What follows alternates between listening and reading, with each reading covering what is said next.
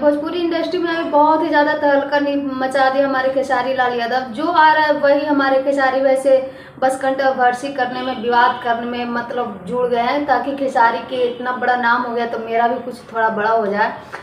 नमस्कार दोस्तों, Radhe Radhe. I hope आप सब लोग अच्छे होंगे, मस्त होंगे, स्वस्थ होंगे। वैसे अभी देख सकते हैं शिवानी सी, वही शिवानी सी जिसको हमारे खेसारी लाल यादव ने ही इतना बड़ा स्टार बना दिए थे, बड़े सिंगर बना दिए, जिसके वजह से नाम और पहचान मिलता, उसी को पीठ में छुरा घोंप देते हैं। ये सॉन्ग आखिर इसे गाने की जरूरत ही क्या था?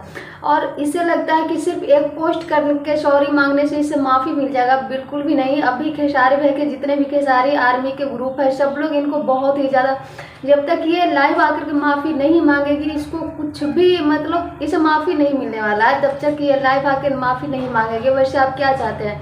ये बिना लाइव ऐसे ही मतलब कुछ भी आके गाना गा देगी और माफ़ी बिना एक बस छोटा सा सॉरी बोल के पार हो जाएगी? नहीं, इसको लाइव आना पड़ेगा, माफ़ी मांगना पड़ेगा, तब भी इस सबका कुछ हो सकता है। नहीं तो ये जो अभी ट्रोल चल रहा है ना शिवानी शो को लेकर के, हमारे खेसारी भाई के जितने भी आर्मी ग्रुप है सब ऐसा ही करते रहेंगे जब तक ये लाइव आकर के माफ़ी नहीं मांगेगी।